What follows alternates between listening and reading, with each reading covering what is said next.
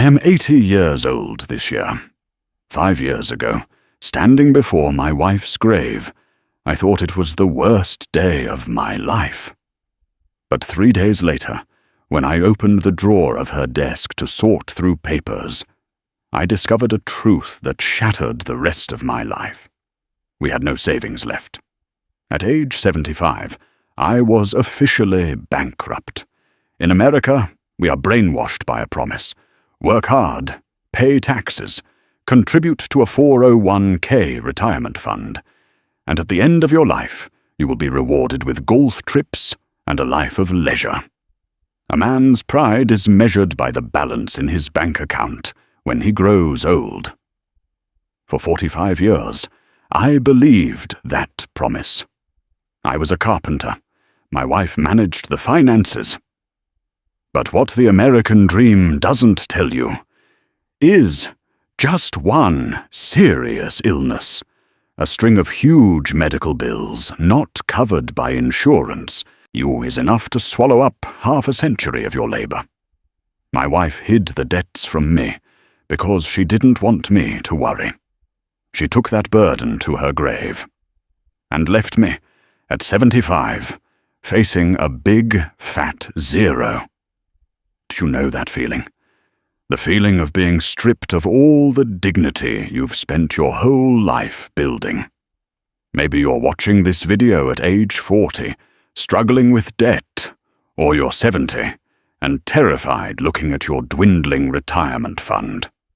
You think running out of money in old age is the end. You think poverty will kill you. But today, I'm going to tell you a harsh truth that will set you free. Starting from scratch at 75 isn't a death sentence. It's liberation from the iron cage of pride. If you give me a few minutes, I'll show you how I survived that humiliation, and how bankruptcy brought me the freest years of my life. And let me tell you about my first job application. I was 75 years old. I wore my best suit, walked into a local grocery store, and applied for a job as a bagger. The manager was the same age as my grandson. He looked at me awkwardly, sympathetically, and handed me a blue apron. The pain wasn't the aching in my legs from standing for 8 hours a day. The real pain, the invisible scar that cut into my heart, was the stares of my former neighbors as they walked into the shop. Those who used to drink beer with me on the porch now watched me busily packing their tomatoes into paper bags. They quickly turned away, not wanting to embarrass me. That is the ultimate humiliation for an elderly person in America. We would rather die in loneliness and sickness than admit we need financial help. We tie our human value to financial independence. I used to stand in the warehouse, leaning against cardboard boxes, weeping the dry tears of an old man. I was angry. I was angry at the healthcare system for draining us. I was angry at my wife for lying. But most of all, I was angry at myself for losing control. I felt like a complete failure. I had let the goal of having money to be respected devour my very soul. The change came from a night shift colleague of mine named Marcus. Marcus is 72 years old and works as a parking lot cleaner. By American social standards, Marcus is at the bottom of the social ladder. He has never owned a home, never had a retirement fund. But Marcus always smiled, a genuine smile.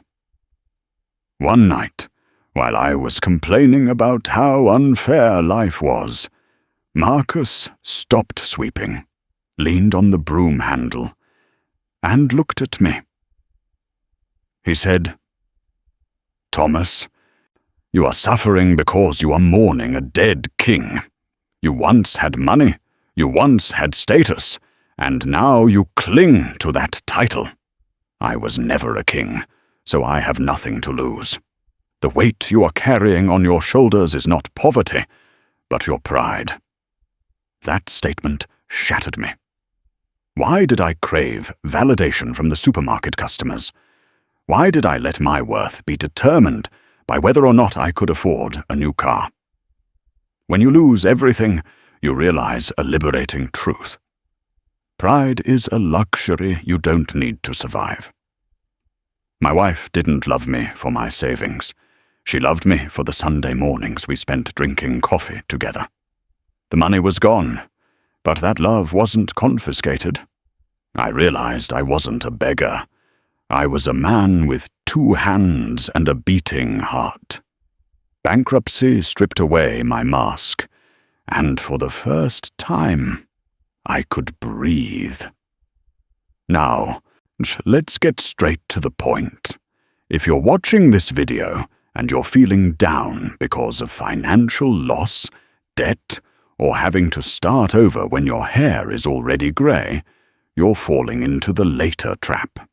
You think, I'll only be happy when I earn that money back. Let's do a life or death calculation with me. I'll be 75 years old then. If I'm lucky, I'll live to be 85. That's 10 years, about 3,650 days. If I spend those short, precious, and never repeat days bitterly, resentfully, and humiliatingly working at the supermarket, I'm throwing away the only treasure I have left: time. I'm letting my present die simply because I'm angry at an unchangeable past.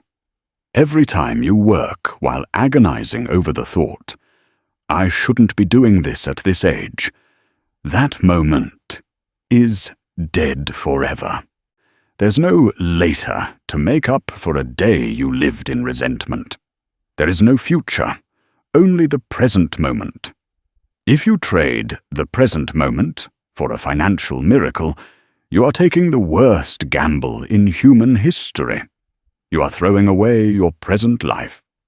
I have decided I'd rather be a poor but cheerful old man packing packages than a bitter old man slowly dying in the memory of wealth. I went home that day, thoroughly washed my last expensive suit, wrapped it up, and tucked it away in the corner of my closet. I never needed it again. The next day I walked into the grocery store, wearing that blue apron, but with a completely different head held high. I was no longer a pathetic, miserable old man, begging for work to survive. I was a free man. I started really looking into the eyes of my customers instead of looking down. I remembered the names of their children. I used my meager minimum wage to buy the hottest, most delicious cups of coffee at the little corner shop every morning, and I savored each sip as if it were the most precious reward. I realized a beautiful truth. I didn't have hundreds of thousands of dollars in retirement to leave to the world, so I decided the only legacy I would leave behind would be kindness. And now, I want to give you a task. This is my 10-minute challenge for you. A practical, brutal but healing piece of advice from someone who lost everything and realized they lost nothing. As soon as this video ends, I want you to stop everything. Take a blank piece of paper and a pen. Write down the number in your bank account that you're agonizing over every night because you've lost it. Write down the house you have to sell, or the status, the title you're desperately clinging to for respect. Stare intently at those words. Then pick up a pen and draw a strong, decisive, diagonal line through them all. Forgive yourself for your wrong decisions. Forgive the economy. Forgive your partner who cheated on you. Forgive even a fate that seems so unfair. Drop that sack full of bricks of pride onto the floor. That baggage is too heavy for you to carry on your shoulders. You absolutely do not need to prove your worth through a meaningless string of numbers in a bank account. We Americans love stories of comebacks, great comeback stories. We always celebrate those who stumble and then build multi-million-dollar empires on Wall Street. But don't let them fool you. The greatest, most courageous comeback in life isn't about getting your money back.